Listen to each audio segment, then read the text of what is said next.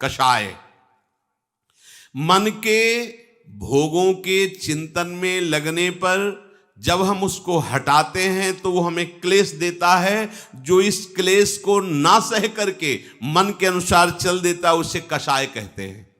प्रायः कोई बिरला ही सूरवीर होता है जो इस बात को सह पाता है। बाहर की लाठी के प्रहार को सहा जा सकता है, लेकिन मन की मार को केवल महात्मा सह सकता है, दूसरा नहीं। इतनी मार देता है कि अपने हाथ से फांसी लगा लेता है आदमी, अपने हाथ से जहर खा लेता है, लेकिन मन की मार नहीं सह पाता। और उसी को जो सह जाता है वो महात्मा होता है, इसलिए जगत बंधनी होता है वो। मन की मार को सह जाना ये बहुत बड़ी बात है। मन जहां नचाता है वैसे पूरी सृष्टि नाच रही है, और मन को जो प्रभु के चरणों में नचा देता है उसे महात्मा कहते हैं। और नाम में सामर्थ्य है, ये सामर्थ्य आप में जागृत नाम करेगा। भोगों से हटाने में जो क्लेश होता है उस क्लेश को मन तुम्हारे हृदय में पैदा करेगा, उसको सहो। यम ही न व्यथयन्ते ते पुरुषम पुरुषर्षभ। हे पुरुषों में श्रेष्ठ अर्जुन, जो इस मन के द्वारा दी हुई व्यथा से व्यथित नहीं होता वो परम पद का अधिकारी होता है। ये अंदर बैठा लिए बातें अंदर बैठाने की है।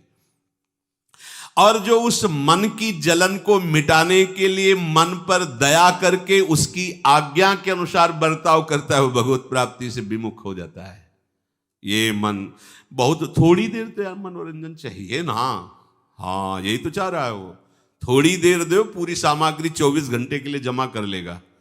मन को अगर आपने थोड़ी देर के लिए भी उसको छूट दे दी तो इतना वो चतुर खिलाड़ी है कि 24 घंटे तुमसे युद्ध करने के लिए वो सामग्री तैयार कर लेगा। हर समय उस पर नजर रखनी, सोते जागते उठते बैठते देखना, इंद्रियों के न घोड़े भगे, रात दिन इनमें संयम के कोड़े लगे, तभी उसको इनाम मिलता है इस बात का। क्या अखिल लोक चूड़ामणि प्रभु स्वयं उसे गले लगाते हैं। आओ बहादुर, मेरी माया का त्याग करके मेरे प्रति आयो। जब तुमने मेरे को देखा नहीं था, मेरे से मिले नहीं थे, तब केवल मेरी बात सुनकर तुमने संसार का त्याग किया, इसलिए मैं बिक गया तुम्हारे हाथ। जो लोग कहते हैं ना कि प्रभु को तो देखा नहीं सुना नहीं, वो देख रहे हैं। जिनको हमने देखा नहीं, जिनसे हमारी बात नहीं हुई, उनके लिए हम उनको त्याग रहे हैं। जिनको देखा है, जिनसे बात की है, जिसको हम सुख मान रहे हैं, केवल उनको रिझाने के लिए। किनको पता नहीं है, जिनका हमें पता नहीं है, जिनको हमने देखा नहीं, कभी बात नहीं, उनके लिए सर्वस्व त्याग कर दिया। तब वो आगे आके अखिल लोक ब्रह्मांडों के स्वामी हृदय से लगाते हैं और कहते हैं अहम भक्त पराधीनो अस्वतंत्र इव द्विज। मैं परम स्वतंत्र आज अपनी स्वतंत्रता को इसके हाथ में देता हूं। मैं अस्वतंत्र हूं और ये स्वतंत्र है। अभी तक मैं सारे जगत को नचाने वाला, आज भक्त मेरा नचाने वाला बनेगा। जैसा चाहेगा भावे मोहि जोई, सोई सोई करें प्यारे। अब ये जो चाहेगा वही मैं करूंगा। क्यों? सबसे ज्यादा प्रभु इस बात पे रीझ गए कि इसने मुझे देखा नहीं था, केवल मेरी बात पे, मेरी बात सुनकर इसने सब सुखों को त्याग कर दिया। इसलिए प्रभु रीझ जाते हैं। एक एक आपकी वृत्ति देख रहे हैं प्रभु, एक एक चाल देख रहे हैं। ऐसा मत सोचिए कि जीवन हमने त्याग में व्यतीत किया, मुझे क्या मिला। परिणाम देखना, आजान बाहो प्रभु तुम्हें गले से लगाते मिलेंगे। और ये शरीर छूटने के बाद नहीं, शरीर में रहते हुए।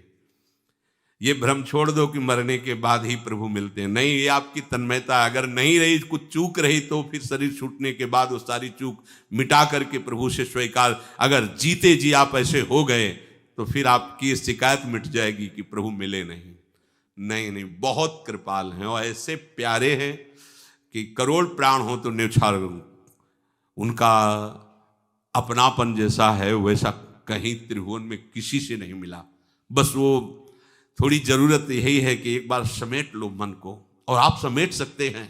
ऐसा नहीं है, आप समेट सकते हैं, आप कुछ भी कर सकते हैं, आप कुछ भी कर सकते हैं। अरे आप कोई और नहीं है, बस आप ही आप हैं। बस कैसी भूल हो गई, आप सब कुछ कर सकते हैं। आप जो सोचते हैं कि मेरे में सामर्थ्य नहीं, वो आप शरीर को लेके बात कर रहे हैं।